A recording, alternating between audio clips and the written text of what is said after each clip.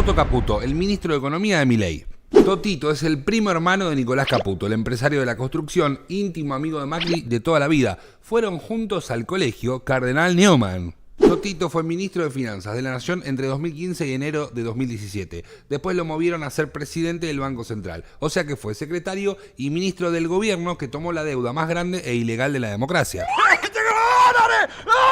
Entre él, Duhovne y Sturzenegger llenaron de grandes hits al gobierno macrista. Para Milei y algunos economistas, el gran problema de la Argentina son las LELIQs. Y es justamente Caputo uno de sus grandes impulsores. Cuando Sturzenegger estaba a cargo del Banco Central, en lugar de las LELIQs, el instrumento que más utilizaba eran las LEBACs. Y la principal diferencia es que todo el mundo podía comprarlos, no solo los bancos como las LELIQs. Con la llegada de Caputo al Banco Central, se terminaron las LEBACs y reventaron las LELIQs. En 2018, el mismo Milei escribió una nota sobre esto. Los datos convalidaron a quienes sostuvieron que las LEBACs debían limpiarse del balance del Banco Central. De hecho, es en parte lo que hizo Luis Caputo de un modo ineficiente, ya que en lugar de permitir un canje voluntario de LEBACs por un menú de títulos del Tesoro y mantener las reservas aportadas por el FMI como un seguro contra las corridas, optó por emitir dinero, vender dólares y colocar LELIQs a los bancos al mismo tiempo que subían los encajes. Si bien el problema de las LEBACs estaba terminado, la estrategia seleccionada ha creado un nuevo monstruo. El primer problema con las LELIQs es que son a un plazo mucho más corto, por lo que cada 7 días se presenta el riesgo del rollover. En segundo lugar, la tasa de interés es muchísimo más alta, por lo cual hace complicado bajar la tasa de inflación esperada, ya que el instrumento en cuestión es potencial emisión monetaria futura. Por último, un riesgo que estaba repartido en el mercado pasa a concentrarse en el sistema financiero. Palabras de Javier Milei. Por un lado, lo que dice Milei es que es un error haber reemplazado un instrumento como las LEBACs, que podía comprar todo el sector privado, por las LELIQs, que solo las pueden comprar los bancos, y de esa manera se crea un monopolio en ese sector financiero. Justamente al monopolizar de intermediario a los bancos, también crece la tasa de interés. Antes con las LEBACs, las personas en lugar de posicionarse en dólares, compraban estos títulos, supongamos, a una tasa del 100%. Lo que sucede con las LELIQs es que el Banco Central le tiene que dar 140% a los bancos privados para que al público le llegue 100% de interés cuando deposita su dinero en plazos fijos. De esta manera, la brecha de la economía real se sigue ampliando porque se crea más expectativa de dinero por el interés a futuro. Se fortalecía la timba financiera en lugar de préstamos de dinero a la producción real. Y no cumplía con uno de los objetivos de este instrumento, que era bajar la inflación, porque todo el tiempo estabas presionando para que el tiempo valga y eso aumentaba la tasa de interés, la emisión y la inflación futura. Y por último, el concepto de rollover, que significa simplemente que las LELIQs el Banco Central las tiene que renovar todas las semanas. Entonces tiene un efecto de presión muy alta porque todas las semanas estás colocando deuda y estás teniendo que poner y sacar plata de los mercados. Fondos buitre.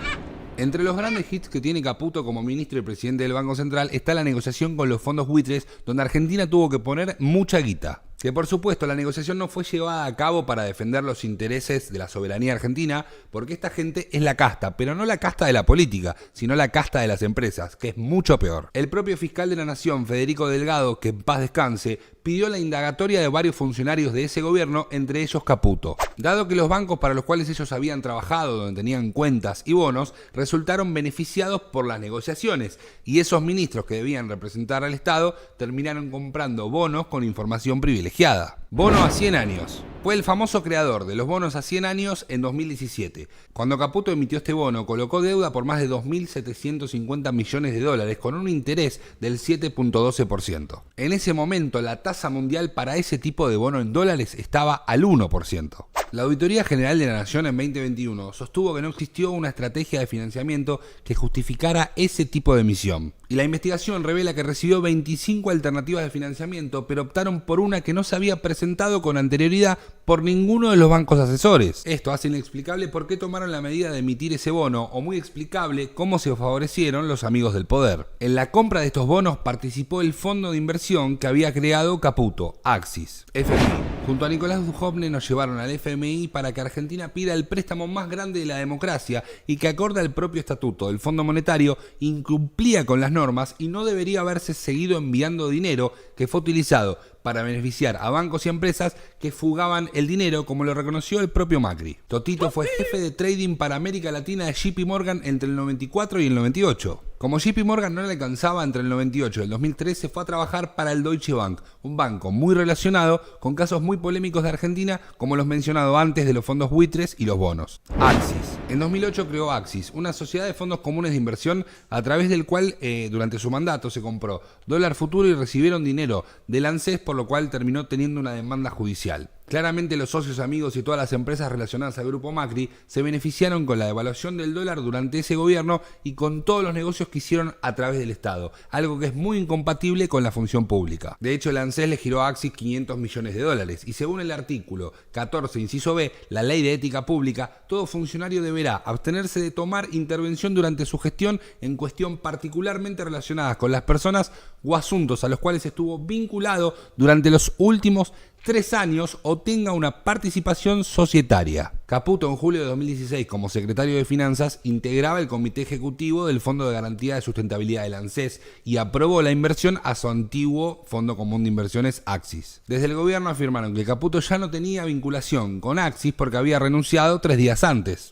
Panama Papers. También apareció en los Panama Papers con vínculo con fondos de inversiones offshores en las islas Caimán, Delaware y Miami. Este es uno de los pocos países en el mundo donde la investigación de los Panama Papers no llegó a absolutamente nada, porque la justicia no es independiente o no investiga. A todo esto, Caputo ahora en su nuevo mandato puso a cargo del Banco Central a Santiago Bausili, su amigo del barrio, del colegio Newman, que trabajaron juntos en el JP Morgan y en el anterior gobierno de Macri. Bausili todavía estaba procesado por la causa de los bonos que había favorecido al Deutsche Bank, donde habían sido empleados con Caputo. Igual que Caputo, artículo 15, incompatibilidad de funciones. En un fallo express de hace unos días para que pudiera asumir, los jueces Martín Irursun y Eduardo Fará revocaron el procesamiento. El juez Irursun es quien estaba a cargo del departamento de escuchas de la Corte durante el gobierno macrista y es el autor de la famosa doctrina Irursun. Y junto con otros jueces no solo ocupan los puestos de funcionarios jurídicos más ricos, sino que también son los jueces amigos de Macri que cuidan a la casta desde Comodoro Pi. Además, el abogado de Santiago Bausili en esta causa es Martín Libarona, hermano del Libarona que ahora es ministro de Justicia. Todo queda entre amigos. Milei hoy afirma que es el Toto Caputo el que tiene el brazo con el ritmo justo para solucionar las cosas con el mercado financiero. Pero la verdad que sería muy raro que el creador del monstruo ahora le diga a la bestia que se tiene que ir a dormir. La casta tiene empleo. ¿Querés más? Desastre monetario, ¿sí? Que fue el 28 de diciembre, se lo trató de arreglar como pudo, se terminó en el Fondo Monetario Internacional, vino Caputo, o sea, lo echaron a Sturzenegger acusándolo de manejar mal la mesa, se fumó 15.000 millones de dólares de reserva irresponsablemente, ineficientemente y nos deja este despiole de la ley Click. Y bueno, digo, ahora Sandleri va a tratar de hacer lo que pueda, pero la verdad, digamos, acá vos fíjate esto, Caputo es uno de los responsables del 28D y es uno, digamos, de los grandes desastres que se hicieron en el Banco Central, lo hizo Caputo en 2 o 3 meses.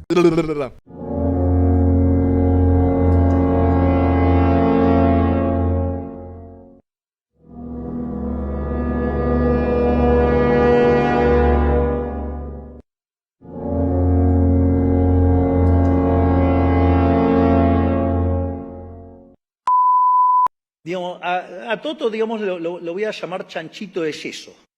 Para sacarle un mango hay que romperlo todo. Caputo es uno de los responsables del 28D y es uno, digamos, de los grandes desastres que se hicieron en el Banco Central, lo hizo Caputo en 2 o 3 meses. Listo.